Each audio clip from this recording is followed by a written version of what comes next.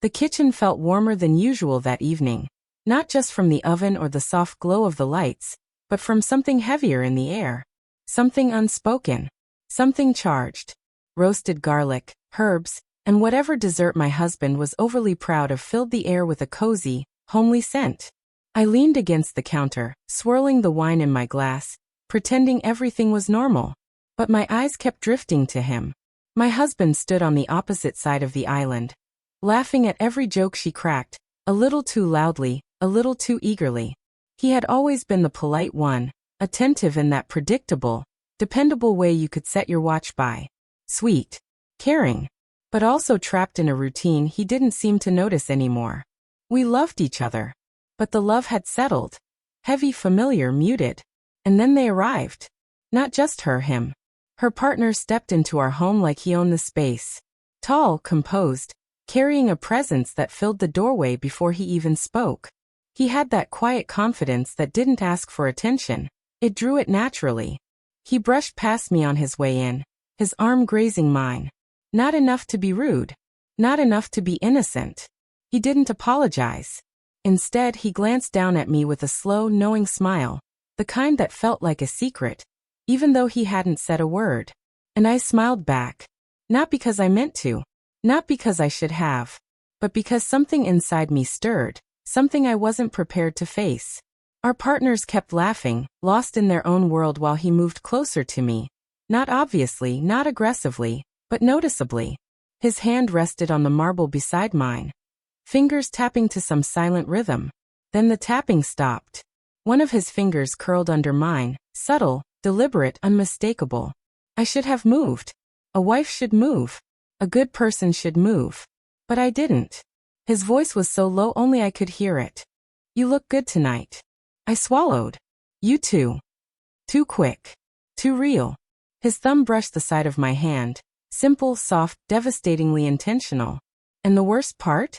For a moment, I forgot my husband was only 3 feet away. Before I could gather myself, he leaned slightly as if reaching for something behind me.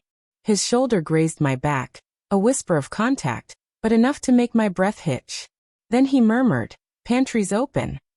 I turned toward him, surprised, confused, and strangely drawn.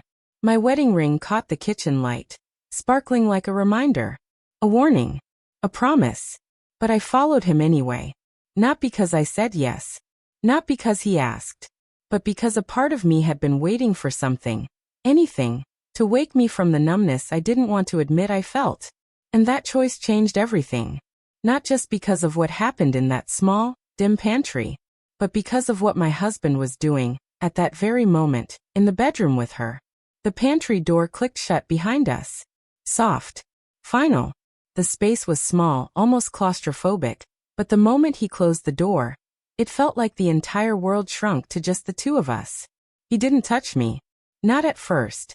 He just stood close enough that I could feel the warmth radiating off him.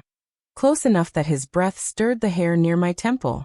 His cologne, clean, sharp, with something darker beneath, wrapped around me.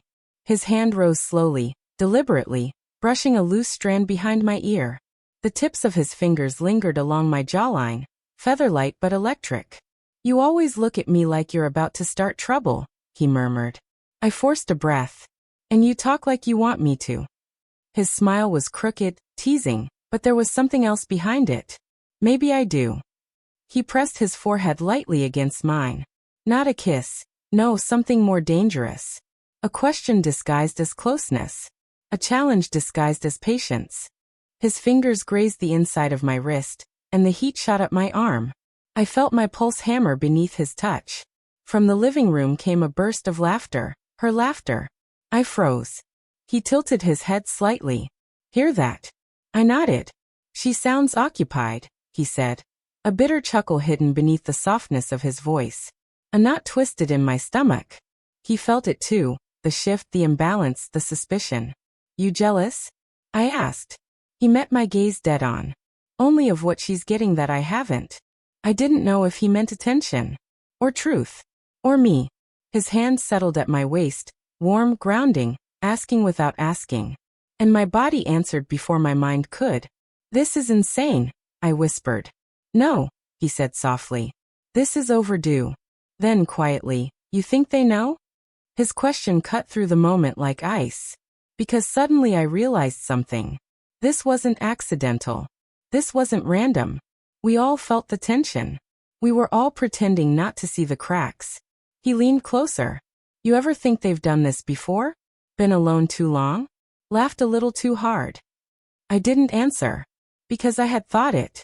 And now, with the walls so thin, I could hear muffled voices from the bedroom. Too soft to understand, too intimate to ignore. If she's touching him, he began quietly, what would you do? I breathed. His jaw tightened. Finish what we started. The room went still. My heart beat not. He traced the outline of my ring. You ever think about it? He asked. Think about what? Swapping, he said plainly. Not secretly. Not like this. Openly. I couldn't speak. Because deep down, I had wondered too, what it would be like if everything wasn't hidden. If the truths we pretended not to see were dragged into the light. But before either of us could say more, the pantry doorknob rattled. We froze. Breaths trapped in our throats. Bodies rigid with fear or anticipation. The knob stilled. Silence swallowed us whole. He kept his hand at the small of my back, steadying me, anchoring me. I could feel the tension in him. Not fear, but restraint. Something controlled. Something barely held back. Then he moved. Slowly. Deliberately. Not out of recklessness, but out of certainty. Certainty that something between us had already shifted beyond denying. He guided me back toward the shelves with a gentleness that contrasted sharply with the storm swirling in the house. His forehead rested against mine, breaths mingling, the air thick with everything unspoken. I've wanted you since the first dinner, he murmured. That hit me harder than it should have. That was 6 months ago, I whispered. I know. Do you think this is a mistake? He didn't answer immediately. He held my face in his hands, searching my eyes like he was waiting for me to flinch, to pull back, to choose safety. Instead, I felt myself leaning closer. Not out of desire, but because for the first time in a long time, someone was truly seeing me. But the moment shattered. A creak. Soft footsteps. A hush beyond the door. He stiffened. That was him. The jealousy in his voice was sharp, raw. You think they planned this? I murmured. No, he said tightly. But they're not hiding anymore. The truth hit like a blow. If they weren't hiding, why were we? Before I could respond, before he could say another word, the pantry door creaked open. And there she stood. Collected. Not shocked, almost expectant. Her eyes locked on us, lingering on how close we were. How his hands held my waist. How my breath was still uneven. But instead of anger, she smiled. A small, knowing, unnervingly calm smile. Don't stop on my account, she said softly. My stomach dropped. He didn't let go of me.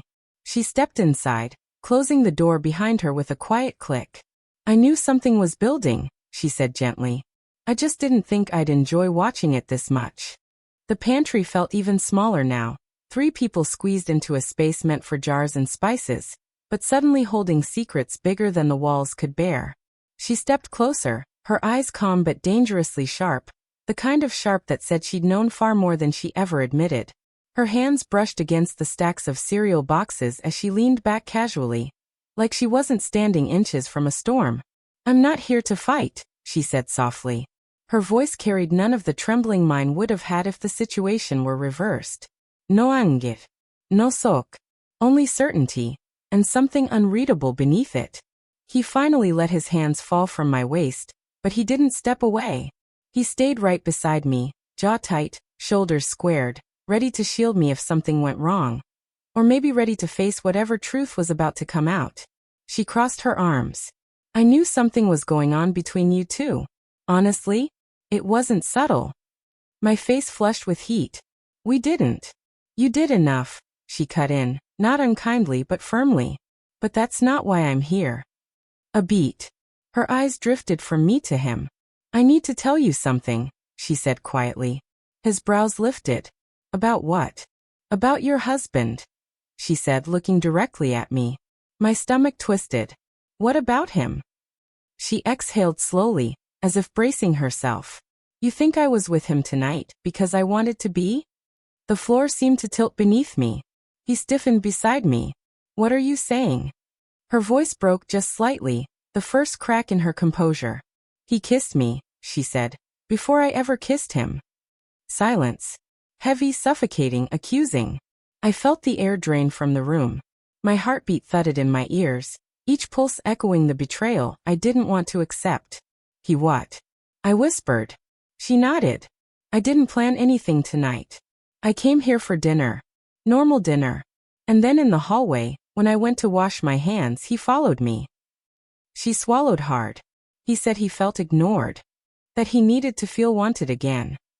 My throat tightened. He said that? To you? Yes. Her eyes softened, not triumphant, not cruel, just honest. He told me he felt boring. That he wasn't enough for you. That he thought you were slipping away. I pressed my hand to the shelf behind me, needing the stability. My husband, the quiet, dependable one, had been drowning silently while I'd been drifting too, pretending not to notice the distance forming between us. He stepped forward, voice low and dangerous. So he started something. No, she said. He didn't start something. He tried to. The air stilled. I pushed him away, she continued. I told him it wasn't right. That you would never forgive him. And then, her eyes flickered to me. And then he said something that scared me. I swallowed. What? He said he didn't care anymore. That everyone reaches a breaking point. A coldness spread down my spine. The man beside me clenched his fists. Why didn't you tell me this before? Because, she said quietly, you weren't exactly innocent tonight either. His jaw tightened, but he didn't argue. She looked straight at me again. I came in here because I needed you to know. This isn't just about you. Or him. Or me. Or him. Her gaze flicked briefly toward the pantry door, toward the other half of this messy equation. This, she continued, is about 4 people who've been pretending their relationships were fine, when they haven't been for a very long time. Her next words were softer, almost apologetic. And maybe, just maybe, that's why the 4 of us keep getting tangled like this. A deep, heavy silence followed. She stepped closer, her face inches from mine. Do you love him? She asked gently. I blinked, thrown. My husband. No, she whispered. I felt him turn toward me, slow, careful. The question hung between us like a blade. My breath shook. I don't know. Her lips curved into a sad, knowing smile. That's what I thought. Then she said the words that changed everything. We can't undo what's happening between any of us. But we can stop lying about it. She reached for the pantry door. But whatever happens next, you two should decide it together. The doorknob turned. And soon. Because standing right outside was my husband.